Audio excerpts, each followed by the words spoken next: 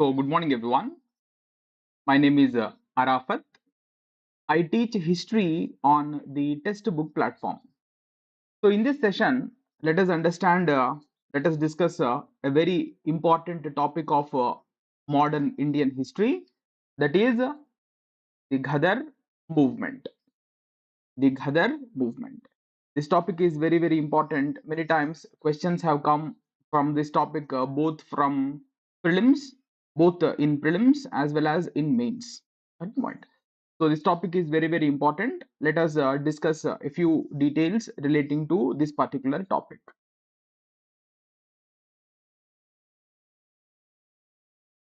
So the point is, the Ghadar movement was the a very a significant, a very important, a very significant movement of the early 20th century AD. So the Ghadar movement was an attempt made by the Indians living in North American continent, by which I mean both in United States of America and in Canada. Let me repeat: the Ghadar movement is one of the important events of the early 20th century AD. The Ghadar movement was a movement started by the Indians living in North American continent, that is in United States of America as well as in Canada.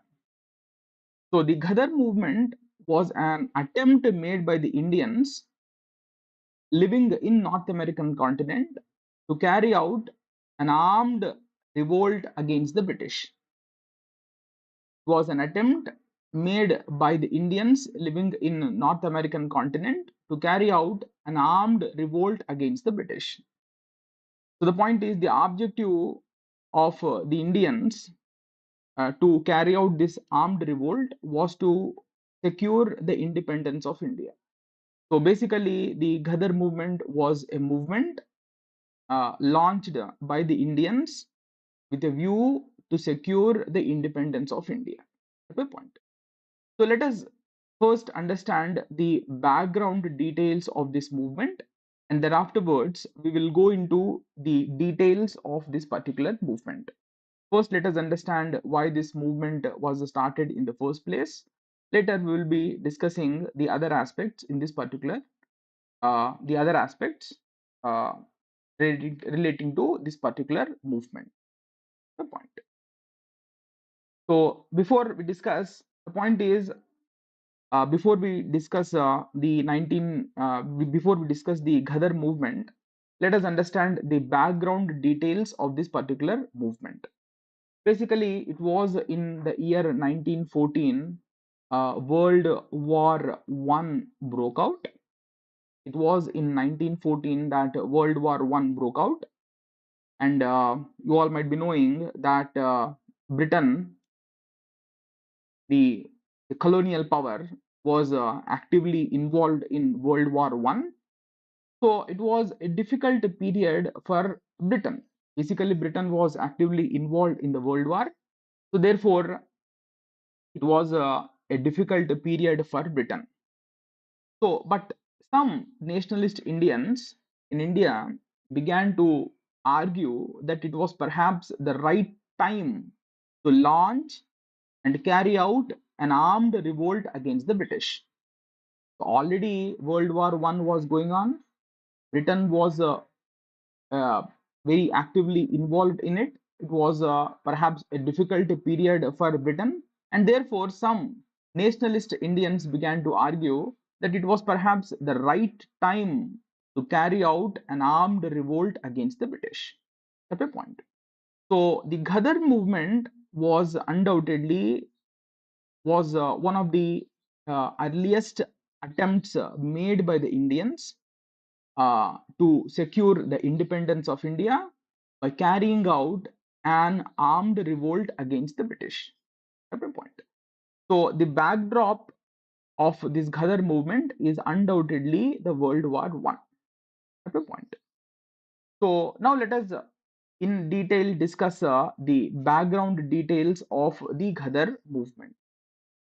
So I told you this movement was a movement uh, started by the Indians living in North American continent to secure the independence of India. That's the point. So let us discuss a few background details of the Ghadar movement. First is the migration of Indians to North America. So basically, from the beginning of the 20th century AD, the Indians, and particularly the Punjabis, began migrating to the North American continent. Let me repeat, from the beginning of the 20th century AD, the Indians in general and the Punjabis in particular began migrating to the North American continent, by which I mean both the United States of America and Canada. Basically, they began migrating to both of these countries.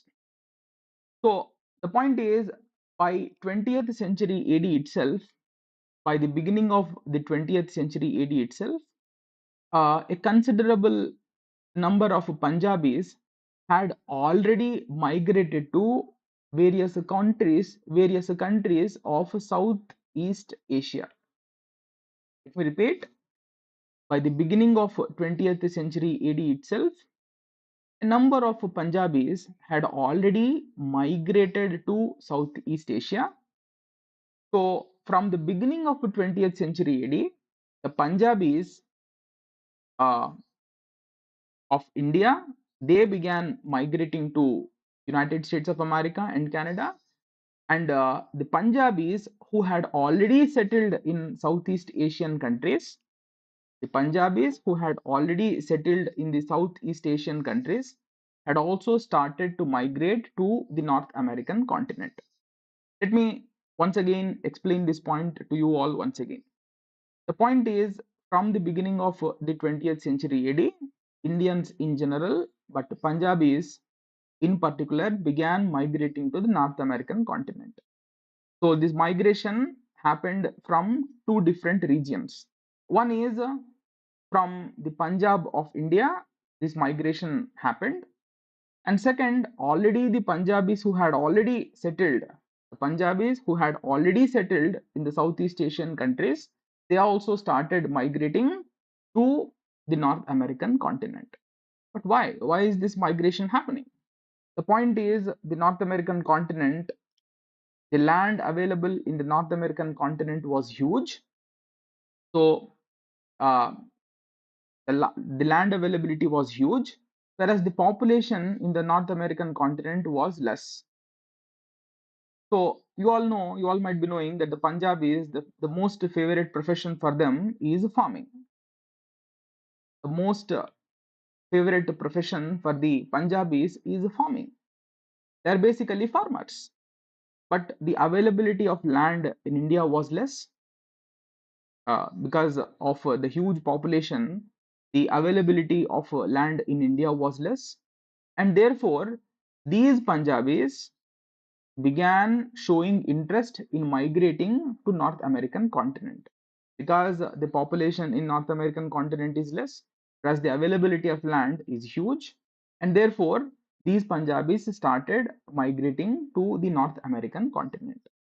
Basically, these Punjabis migrated with a view to uh, increase their standard of living. Basically, these Punjabis started migrating because they hoped to increase their standard of living. Because the land availability in North American continent is huge, they thought that they will be able to carry out agriculture. They will be able to take up agriculture in large acres of land. So they believe that they will be able to make enough money and thereby increase their standard of living. So that was the objective. So that's the reason why mostly the Punjabis started migrating from the beginning of 20th century AD. But I already told you the reason why they started migrating. They migrated in the belief that they would be in a position to increase their standard of living. That was the hope with which they started going to North American continent. But the point is, the kind of welcome which they expected was not forthcoming. So what was the second? The point is, these Indians, these Punjabis who went to North American continent began to face numerous problems. These Punjabis who went to the North American continent, by which I mean both Canada and United States of America, began to face many problems. One such problem is racial discrimination. So the point is, these Punjabis, they began to be racially discriminated. Second is, and more importantly, there was a lot of hostility uh, uh, from the white labor force. Basically, these Punjabis, they were initially, after landing in the North American continent, began working as agricultural laborer, and they were working for prices. Uh, they were working for half the price that was usually charged by the white labor force. So the point is, these Punjabis who migrated to North American continent, they started working as agricultural laborers, and they started working for cheap prices. So therefore, there was a lot of hostility coming to them from the white labor force.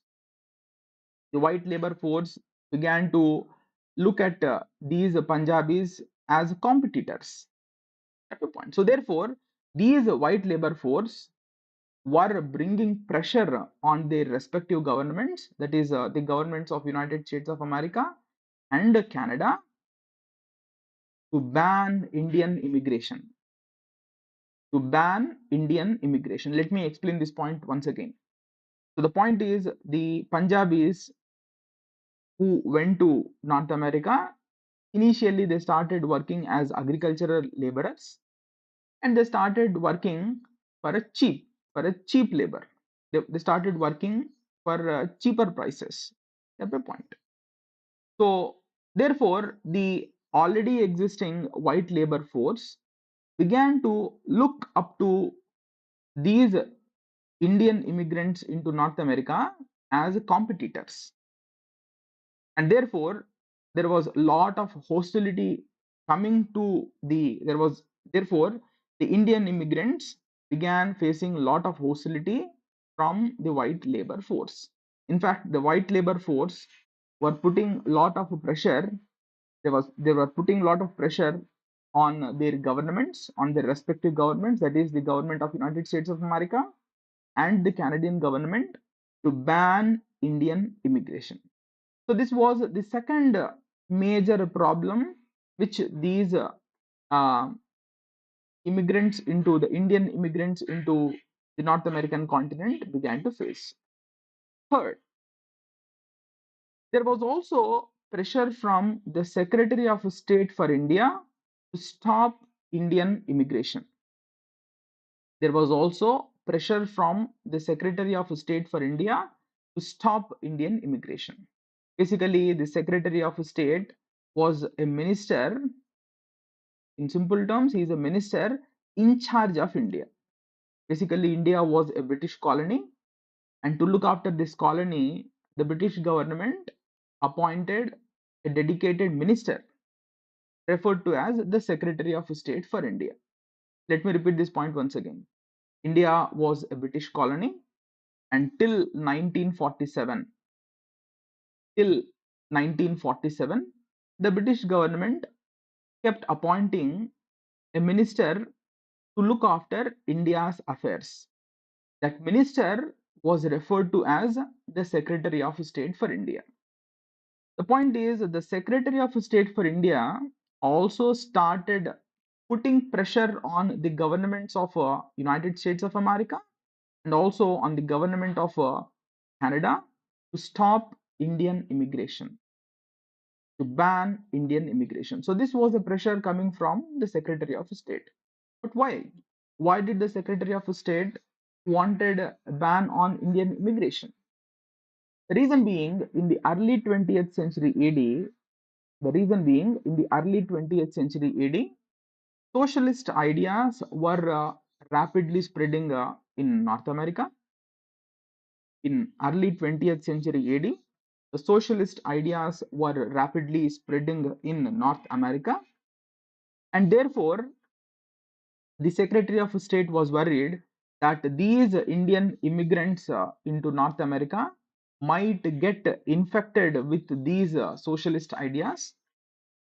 And the Secretary of State was worried that these Indian immigrants, if they return back to India, might start introducing the same socialist ideas in India as well, which might become a headache to the British government operating in India. Let me repeat this point once again. I was explaining to you the reason why the Secretary of State was putting pressure on the governments of United States of America and the government of Canada to stop Indian immigration. The point is, in the early 20th century AD, the socialist ideas were rapidly spreading in North American countries, and the Secretary of State was worried that these Indian immigrants into North American countries might also get influenced by these socialist ideas.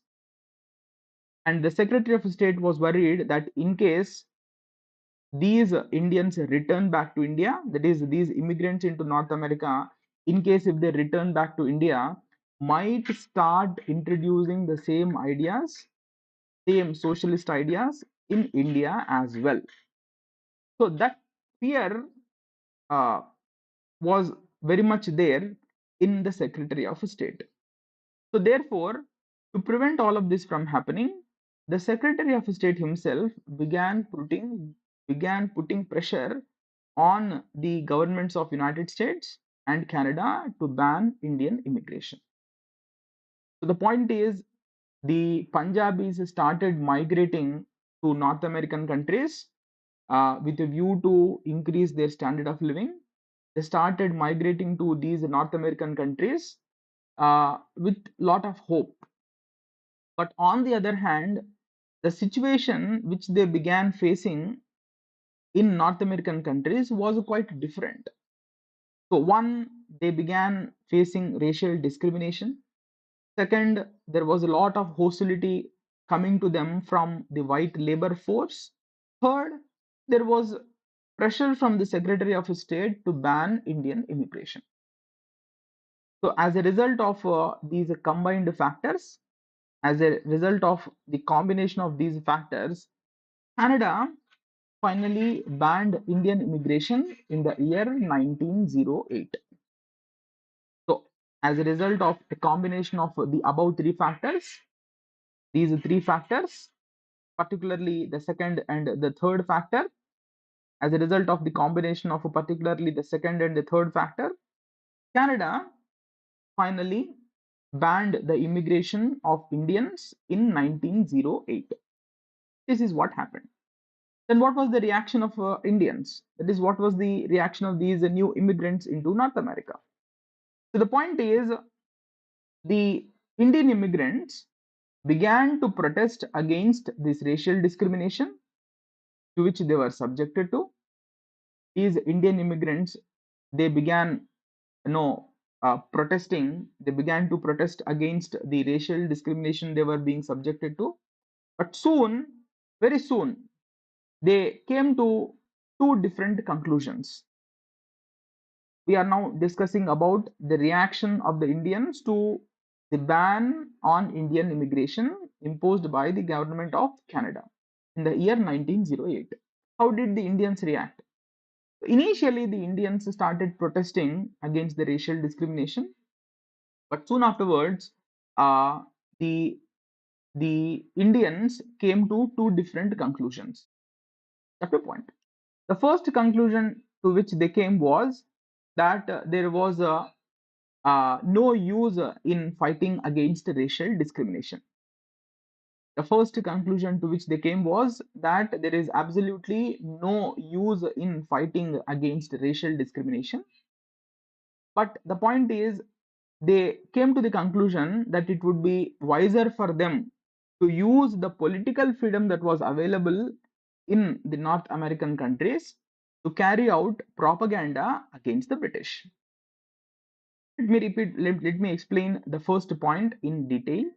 The point is, in India, there were too many restrictions on the press during the British times.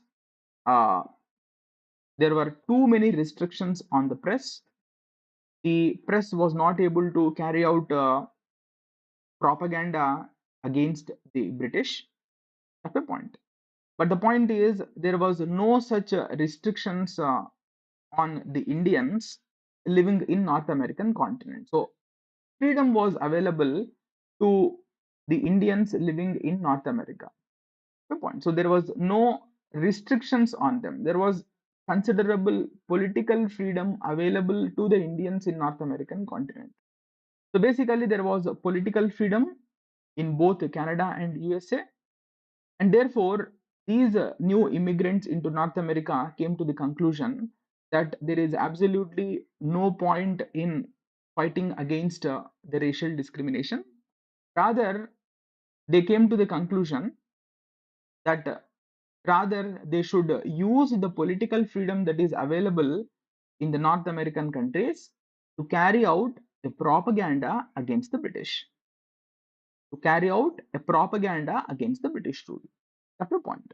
So, in simple terms, rather than protesting against the racial discrimination to which they were subjected to, they decided to use the political freedom available in both of these countries to carry out a propaganda against the British. That was the first conclusion to which they came.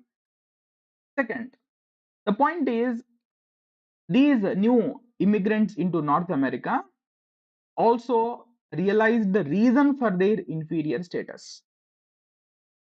These new immigrants into North America also realized the reason for their inferior status. Basically, they realized that they were being subjected to racial discrimination because they happen to be the citizens or the subjects of enslaved nation, that is India. India was not a free nation. India was a colony of the British, and these Indian immigrants into North America realized that they were being subjected to racial discrimination in both the United States and Canada because they happen to be the subjects of the enslaved nation, that is India. Therefore, they came to the conclusion that the only way to increase their status in North American continent, that is in the countries of North America, was to first secure the independence of India.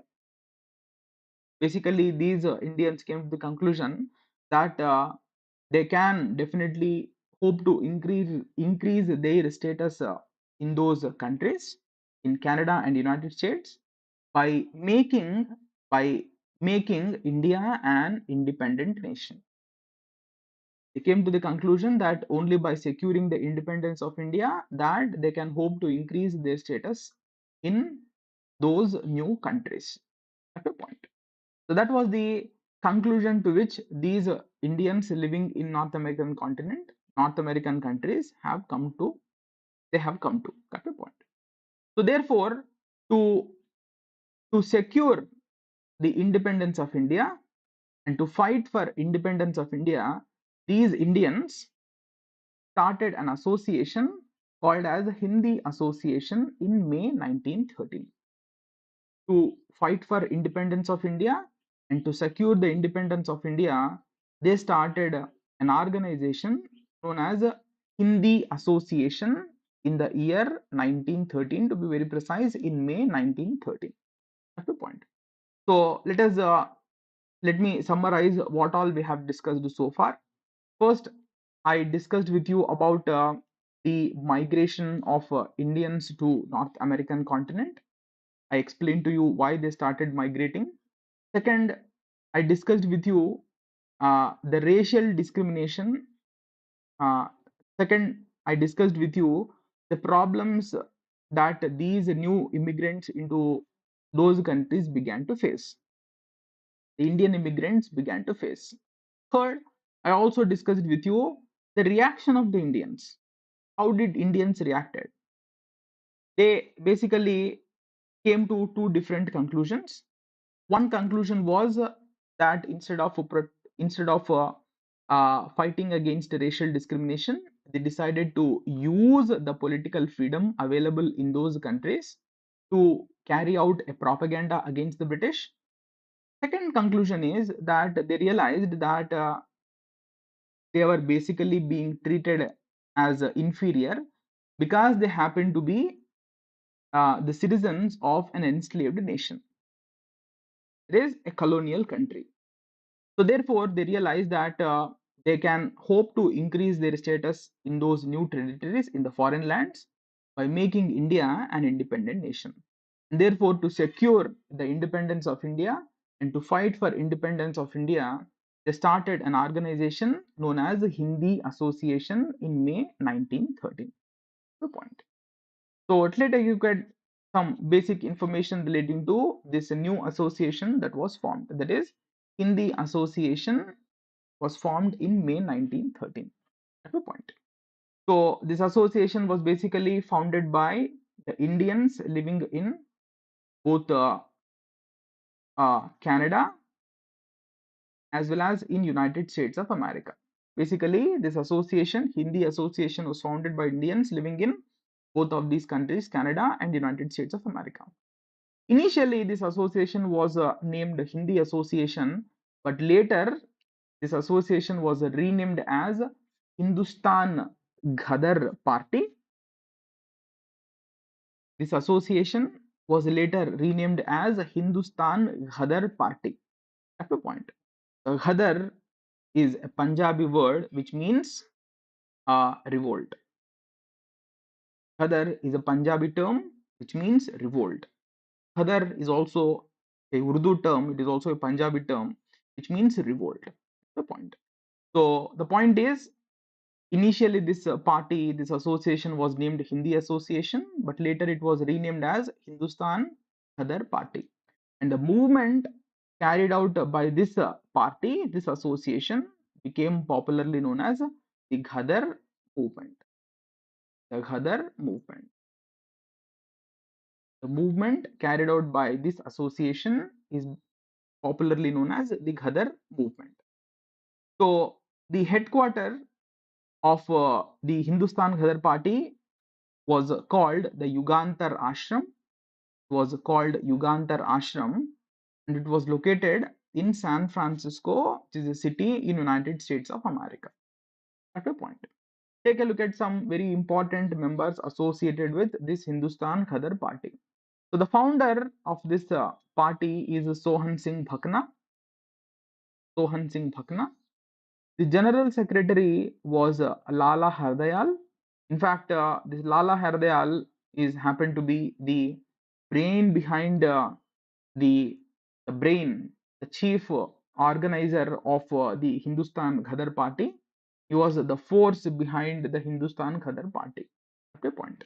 Lala Hardayal, do remember his name, very, very important leader associated with Hindustan Ghadar Party. Then other important member was the treasurer of this party by name Pandit Kanshi Ram. Pandit Kanshi Ram. So the point is, so founder, general secretary and treasurer.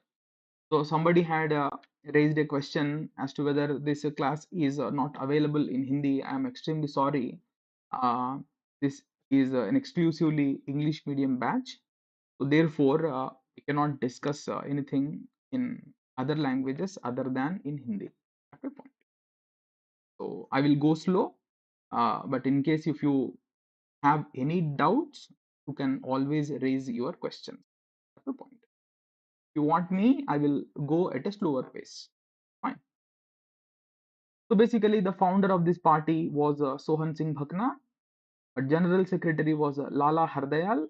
Lala Hardayal, I just told you, very, very important leader, is the force behind the Hindustan Ghadar Party. He was the chief organizer of this party at a point. Then we have the treasurer of this party, that is Pandit Kanshi Ram.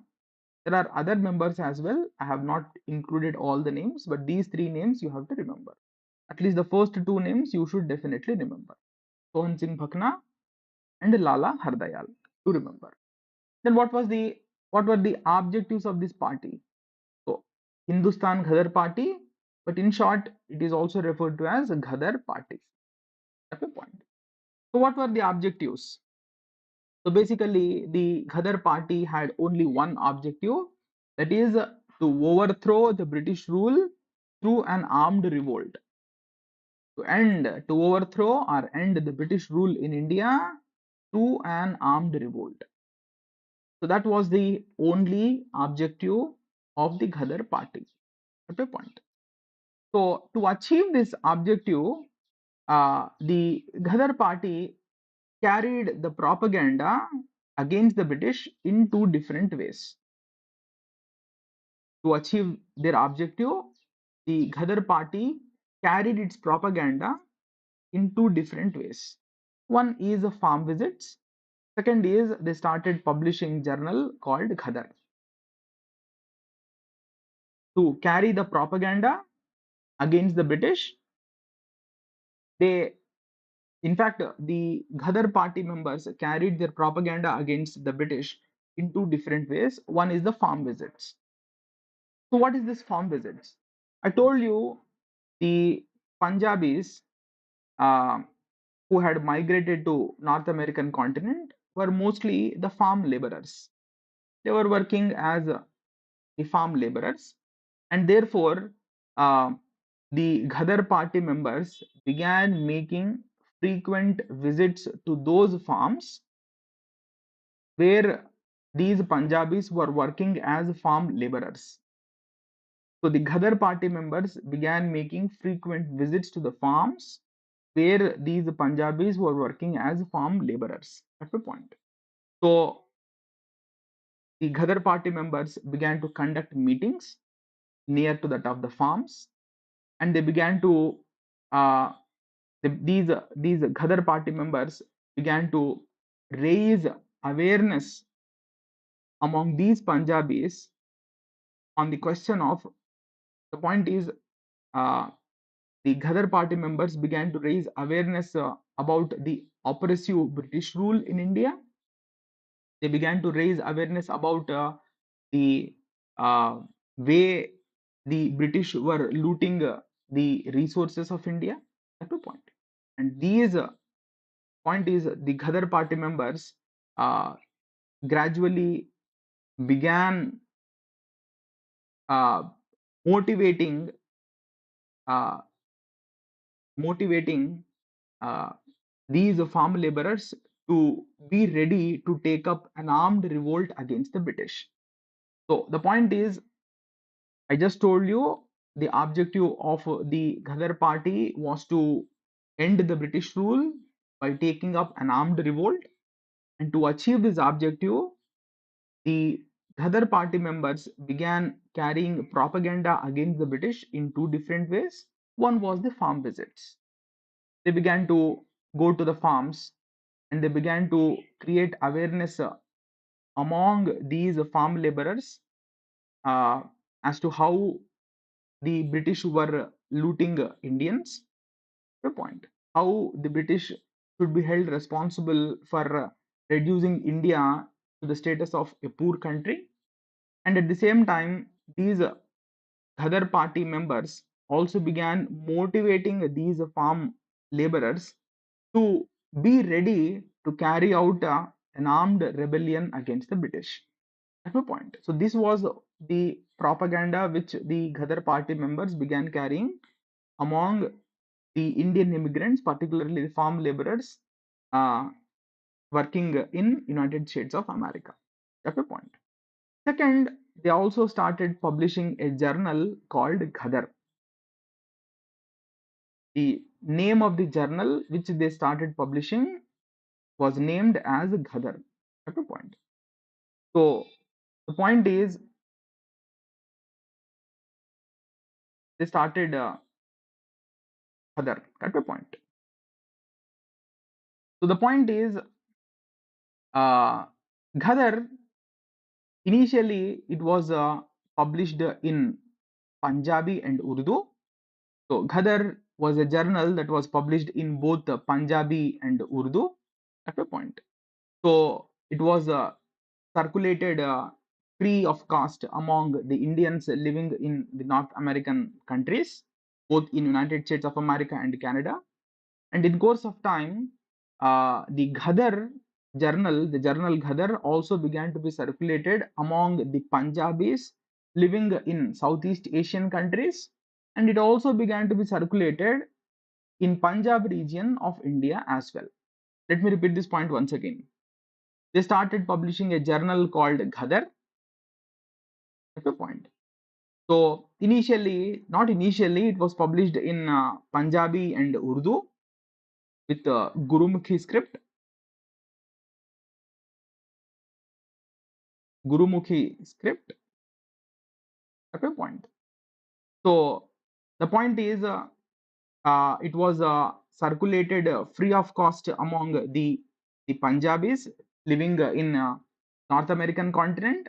It also began to be circulated free of cost among the Indians living in Southeast Asian countries.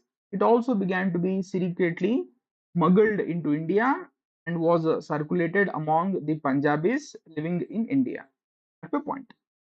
So the whole point which I'm trying to convey is, it was through this journal that the Ghadar party carried extensive propaganda against the British.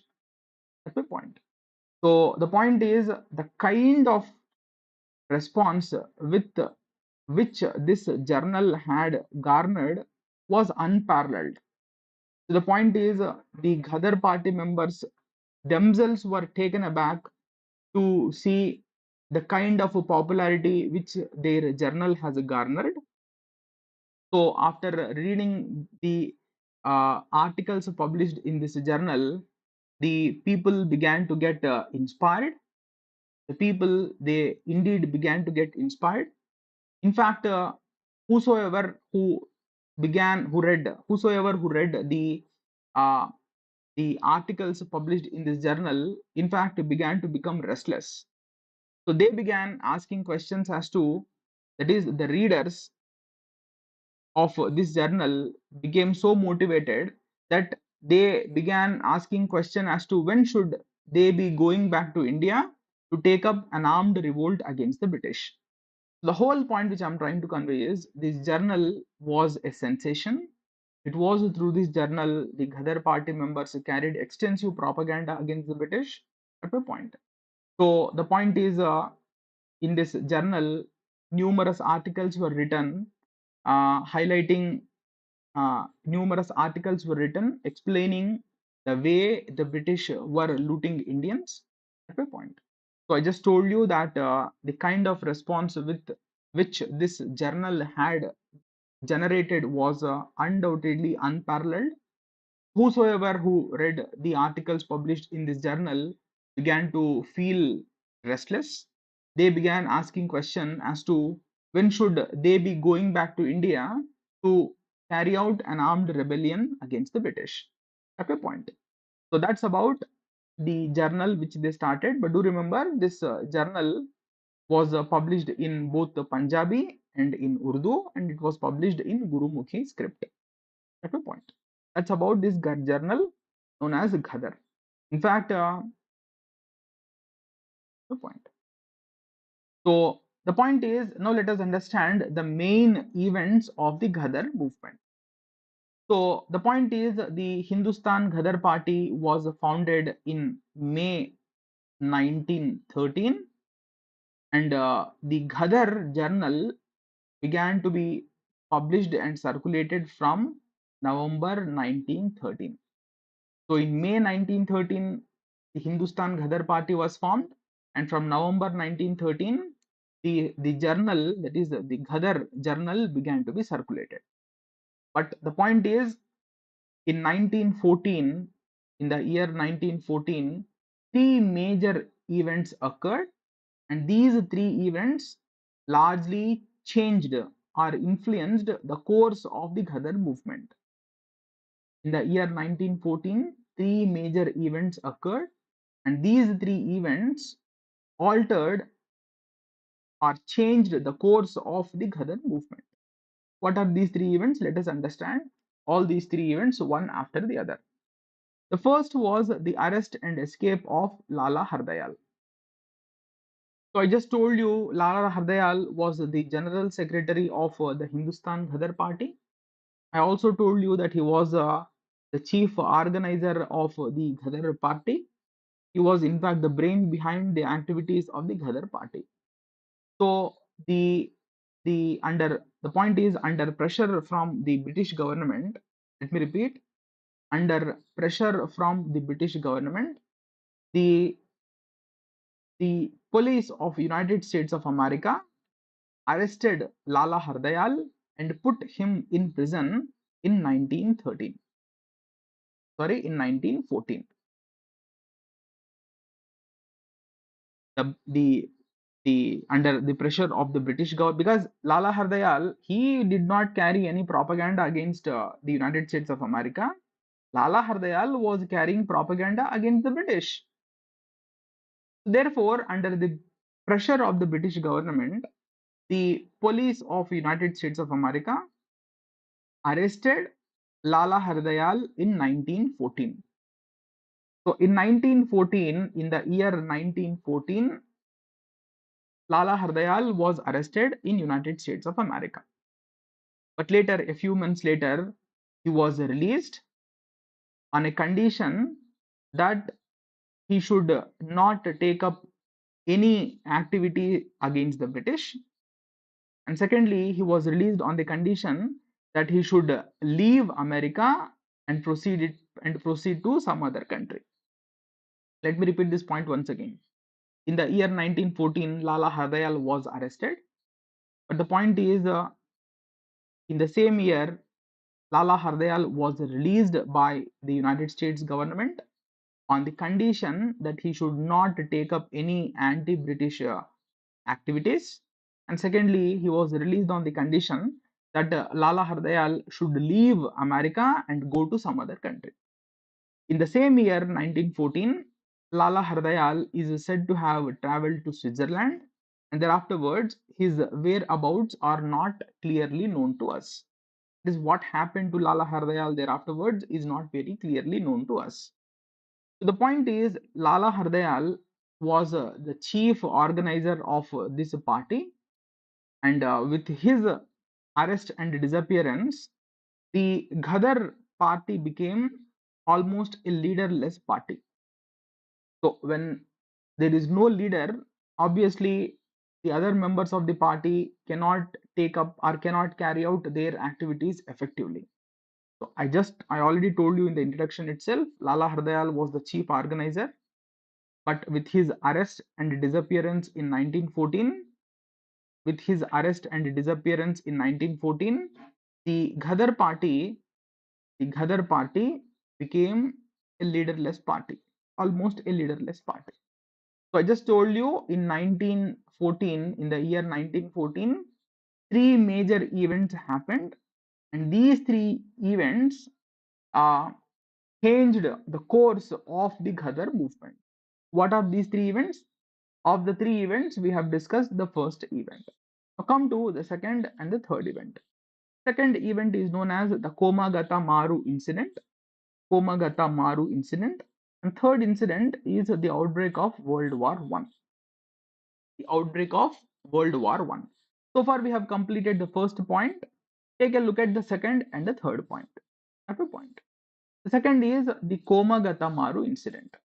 Komagata Maru is basically a Japanese ship. Komagata Maru is basically a Japanese ship, and this Komagata Maru was hired by an Indian contractor known as Gurdeep Singh. Gurdeep Singh hired this particular ship.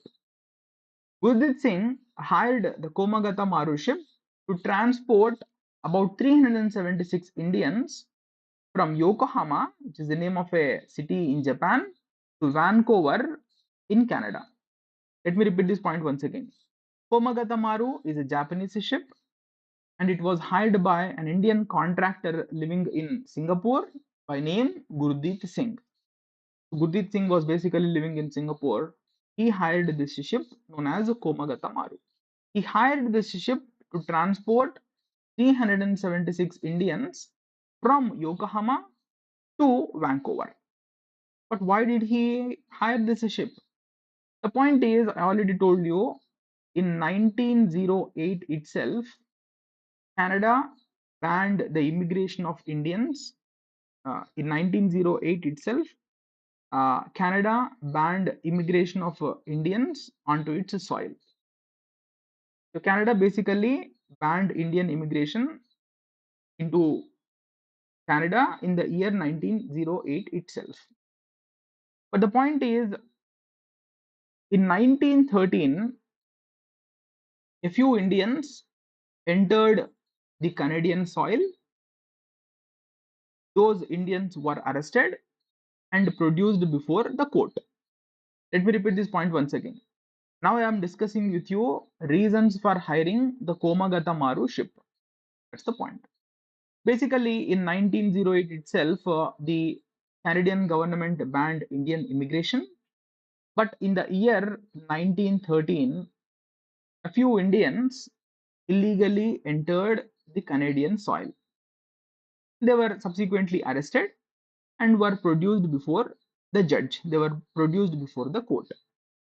So the court uh, took a lenient view of these Indians and allowed them to reside in Canada. Basically, the Canadian court took a lenient view of these Indians who entered Canada in 1913 and allowed them to reside in India. And it is this decision of the Canadian court that encouraged the other Indians living in Southeast Asian countries to try their luck.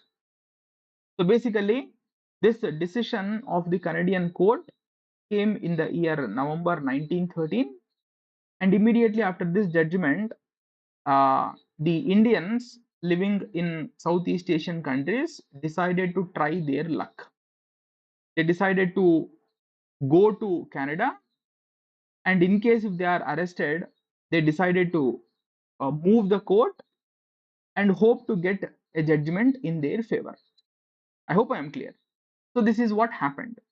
So the point is, in 1913, the Canadian court gave a judgment in favor of Indians and allowed them to reside in Canada.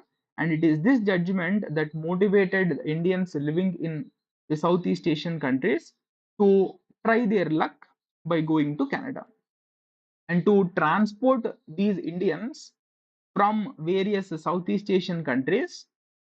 That the contractor by name Gurdeep Singh hired this particular ship. That's the reason.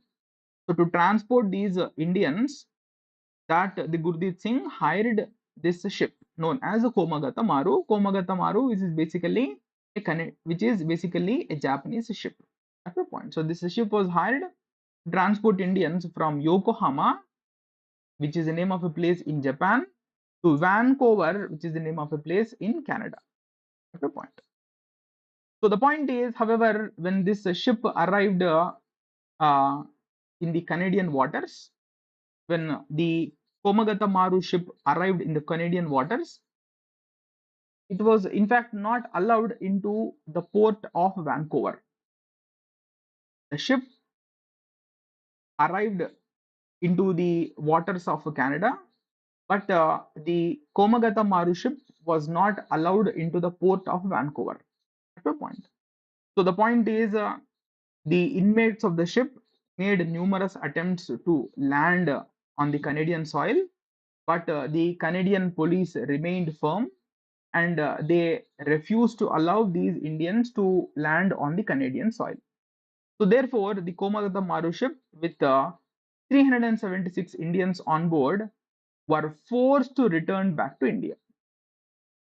They were forced to return back to India. So the point is, the Komagata Maru ship reached the Vancouver, but the inmates of the ship were not allowed to land on the Canadian soil, and therefore, the Komagata Maru ship, the 376 on board it, was forced to return back to India. This is what happened.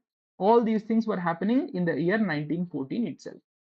And meanwhile, in 1914 itself, World War I also broke out, and therefore, uh, the point is, in 1914, World War I broke out, and immediately after the outbreak of the World War I, the captain of the the captain of the Komagata Maru ship was ordered not to stop anywhere other than in India.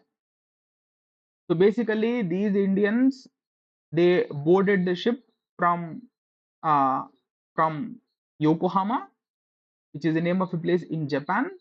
But in 1914, World War One broke out, and immediately the captain of the ship was ordered not to stop in any other part of the world other than in India. This was an order which the captain of the ship has received, and therefore the ship directly came to India. All the way from Canada, this ship came to India. When this ship Komagata Maru reached Budge is the name of a port which is close to that of Calcutta. Budge is basically a port close to that of Calcutta. And when this ship carrying 376 Indians reached Calcutta, that is Port Budge near Calcutta, the British police refused to allow these passengers to disembark onto the Indian soil. Basically, when this ship reached Budge, which is a port near to that of Calcutta, the British police refused to allow these Indians to land on the Indian soil. They refused to allow the Indians to land on the Indian soil. There are 2 points. On one hand, the Indians were not allowed to disembark onto the Canadian soil. They were not land on the Canadian soil. But on the other hand, these Indians were also not allowed to enter their own country. That's the point. But why did not the British police allow the Indians to enter the Indian soil? Why did not the British police allow the Indians to get onto the Indian soil? The point is, the British police had a misinformation that some of the passengers of this ship were Ghadarites. It was purely a misinformation. There were no Ghadarites in the ship, but the British got a misinformation that some of the passengers of the ship were Ghadarites, and therefore the British refused to allow the members of the ship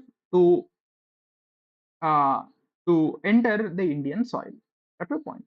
But the point is, the passengers of the ship by this time were very much tired because they had taken a very long and arduous journey.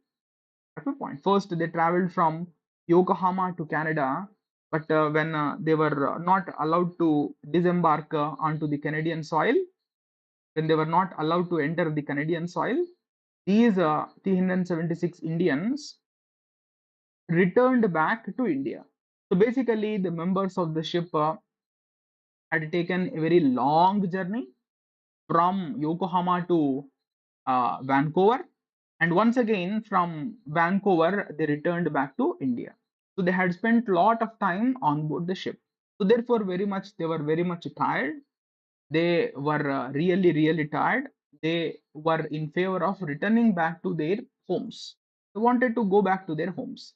But the point is, the British police in the port of Budge did not allow them to land on the Indian soil. They did not allow them to enter the Indian soil. At one point. So when the British police uh, refused to allow a clash, that is, when the British police refused to allow these Indians, the members of the ship, to disembark from the ship, a clash broke out between the inmates of the ship and the police. And in this clash, about 18 passengers died. Let me repeat the point once again. The point is, when the police refused to allow when the police refused to allow uh, uh, when the police refused to permit the inmates of the ship to land on the Indian soil, immediately a clash broke out between the police and the inmates of the ship, and unfortunately, in this clash, uh, 18 passengers died. That's the point. So this incident greatly enraged the Indians in general and the Ghadarites in particular. This incident greatly enraged the Ghadarites in particular. So, particularly, it was after this incident it was after this incident that the Ghadarites became even more determined to carry out an armed revolt against the British. It was after the death of the 18 inmates of the ship that the Ghadarites became even more determined to carry out an armed rebellion against the British. Because most of the 18 individuals who died in this incident happened to be the Punjabis, and the Ghadar movement was largely carried by the Punjabis. So the members, the Ghadarites, felt really bad when they came to know that their fellow Punjabis had died as a result of this police action. And it was after this incident the Ghadarites became even more determined to carry out an armed rebellion against the British. And meanwhile, in 1914, this is the third event. I told you in 1914, three major events happened, and these three major events altogether changed the course of the Ghadar movement. The first of this event is the arrest and disappearance of Lala Hardayal. Second event is an event known as Komagata Maru incident. This event is important because the Komagata Maru incident greatly enraged the Indians in general and the Ghadarites in particular. I told you it was after this event that the Ghadarites became even more determined to carry out an armed rebellion against the British. The third of these events of 1914 was the outbreak of World War One. At the point. So in 1914, World War One broke out. I already told you Britain was actively involved in it, and it was a difficult period for Britain.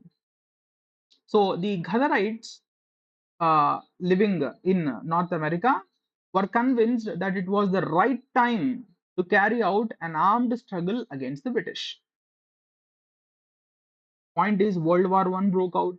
Britain was already involved in it. It was a difficult period for Britain. So therefore, the Ghadarites, that is the members of the Ghadar party, the leaders of the Ghadar party in United States of America, were convinced that it was perhaps the right time to carry out an armed revolt against the British. That's the point.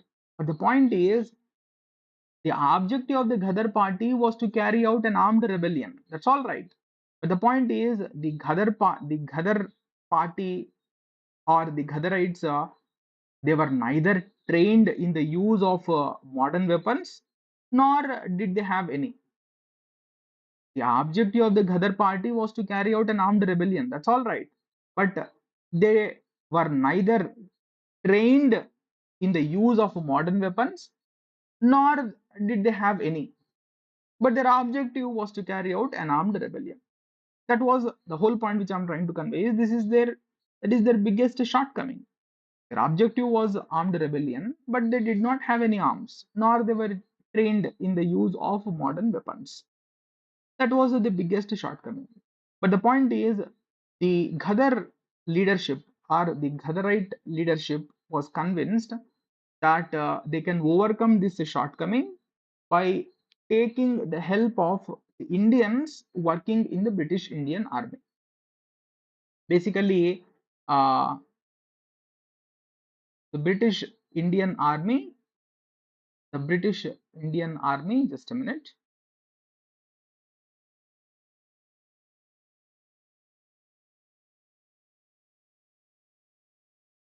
just a minute.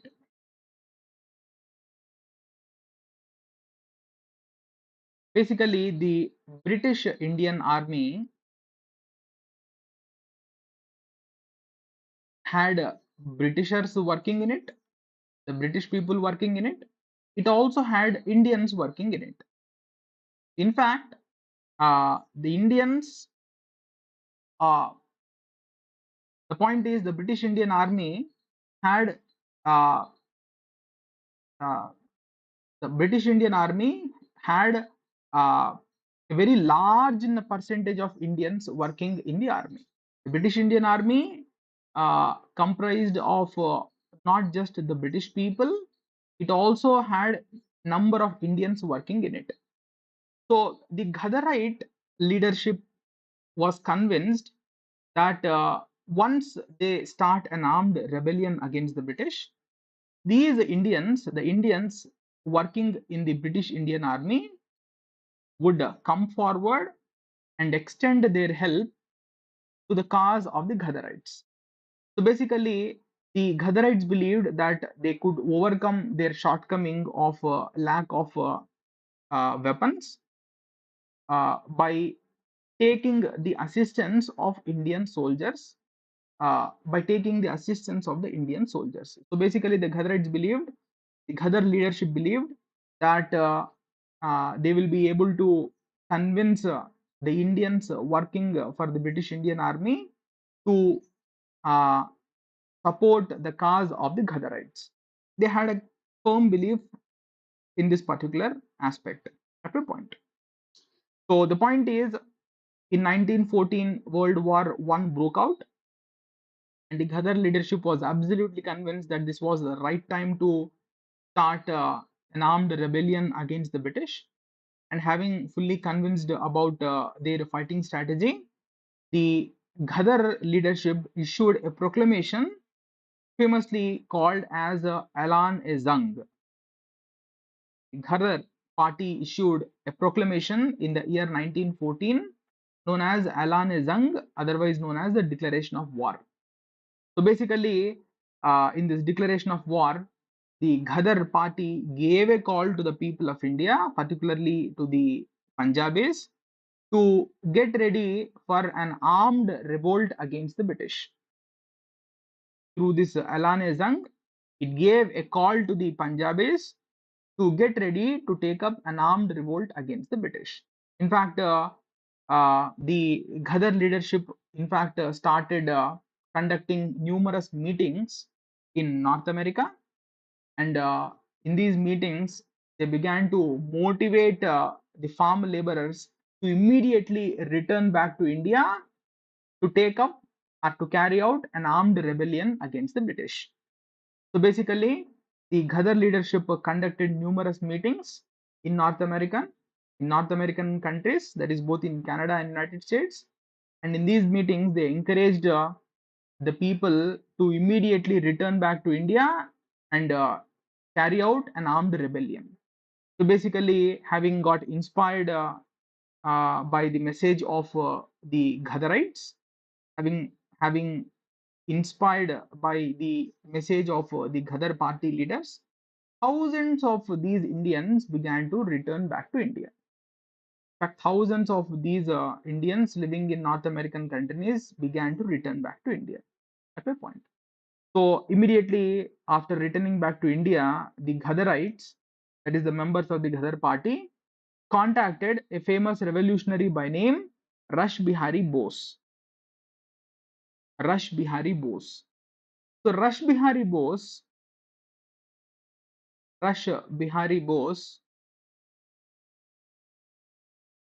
at a point, is a very famous revolutionary. So in fact, in 1912, he threw a bomb on none other than the Governor General of India by name Hardinge. So in 1912, Hardinge was the Governor General. So uh, this Rash Bihari Bose became very famous personality. He became his name became headlines because he happened to throw bombs on bombs at uh, the Governor General by name Hardinge. Of course, these bombs did not hit uh, Hardinge.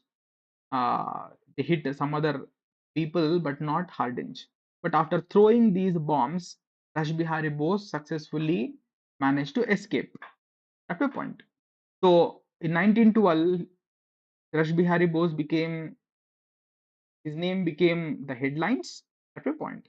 He, he became very popular because of the revolutionary activities in which he was involved in. So these Ghadarites, whosoever returned back to India, contacted Rash Bihari Bose and requested him to assume the leadership of the Ghadar movement. So upon the insistence of the Ghadarites, Rash Bihari Bose took over the leadership of the Ghadar movement in January 1915. This is what happened. The point is, the Ghadarites returned back to India, and upon the call given by upon the request made by the Ghadarites, Rash Bihari Bose accepted the leadership of the Ghadar party or Ghadar movement in January 1915. This is what happened. So the point is, under the leadership of Rash Bihari Bose, teams of Ghadarites were formed. Teams of Ghadarites were formed, and these teams of Ghadarites uh, uh, were sent to contact the army units spread across North India. Under the leadership of Rash Bihari Bose, teams of Ghadarites were formed, and these teams of Ghadarites were sent uh, to contact the army units, the British army units spread across North India. And these teams of Ghadarites returned back to Rash Bihari Bose with a positive message that the, uh, the the soldiers, the Indian soldiers working in the British Indian Army, had accepted the proposal.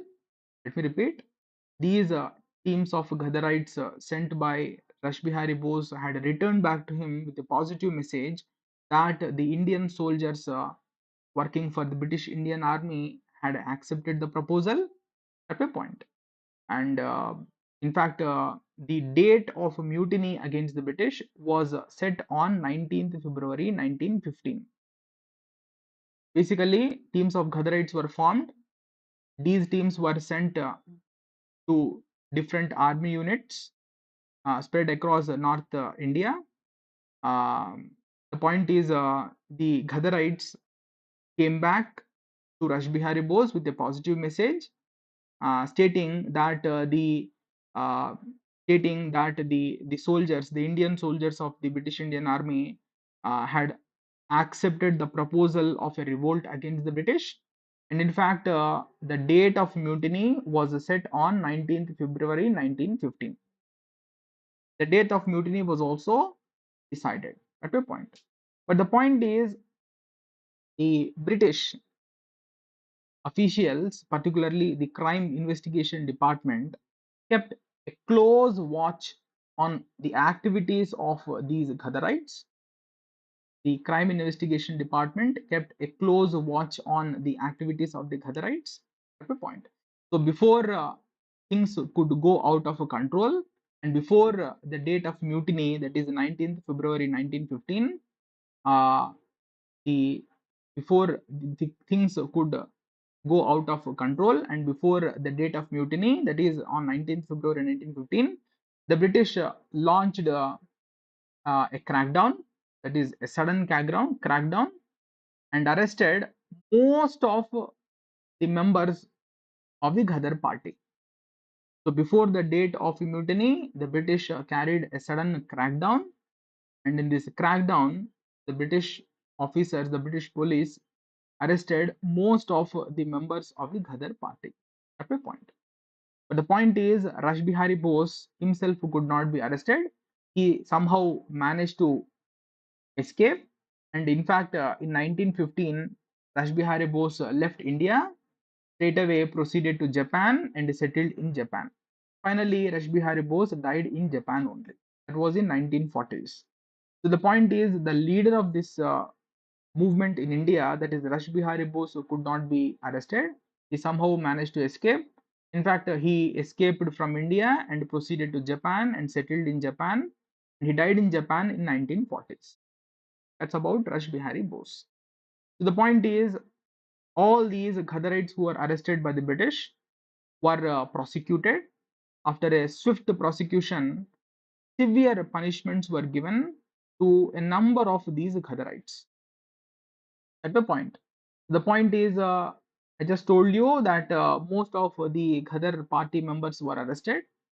A nominal trial was conducted, and following this nominal trial, severe punishments were given to the Ghadarites. For example, 45 of these Ghadarites were sentenced to death. 45 is no small number. 45 of the Ghadarites were sentenced to death, and about 200 of the Ghadarites were given life imprisonment. life imprisonment for 245 of them were hanged. At the point, so very severe punishment was given by the British to those Ghadarites who are found to be involved in this particular in this particular movement. At the point. So with this, the point is by the end of 1915, the Ghadar movement ended without uh, achieving its objective. In 1915 itself, the Ghadar movement came to an point. So thereafterwards, uh, the point is that the end of the Ghadar movement. So point. So it was this movement, the arrest and execution of so many Ghadarites was a severe blow to the Ghadar movement, because it was after this episode that the entire generation of the nationalist leadership of Punjab was lost. It was after this execution episode that an entire generation of the nationalist leadership Punjab was lost at the point. That's the end of the Ghadar movement. So the whole point is in 1915, this movement came to an end. This movement ended without actually achieving its objective. At the point. So the point is, uh, undoubtedly, the Ghadar movement was one of the most important events of the early 20th century AD. Though the Ghadar movement was a failed attempt, it certainly motivated uh, uh, a generation of Indians to be ever ready to sacrifice their life for the cause of the nation. It might have been a failed movement, but it certainly motivated a whole generation of Indians to be ever ready to sacrifice their life for the cause of the nation. That's the legacy which this movement had undoubtedly left.